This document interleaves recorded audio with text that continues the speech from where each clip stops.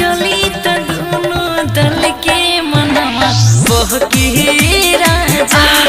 जब जब चली त दोनों दल के मनवा बहके राजा। निर्भय राज दोनों दल के विंध्यवासिनी रिकॉर्डिंग स्टूडियो दिल्ली। जब जब चली त दोनों दल की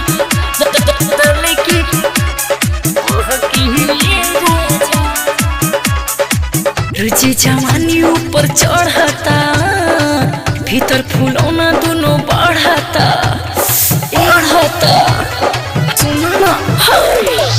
घर में केहू नहीं आवा हो, मिली के मन बड़ा करता।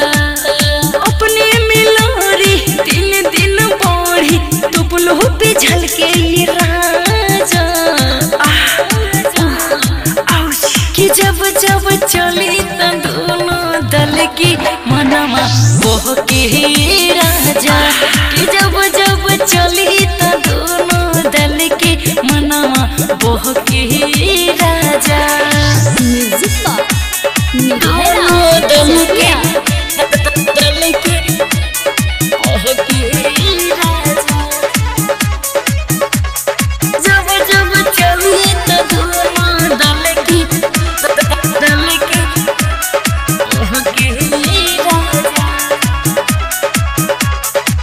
रूबी की रोग बाटे बढ़ल हो, जब से उम्र बाटे चढ़ल हो। लीला ये राधी राजा मजा हो, माने ना मनवा बिगड़ल हो। राइटर रविंदर के देखे के मनवा लागत ललची राजा। कि जब जब चली त दोनों दल के मनवा बहके राजा।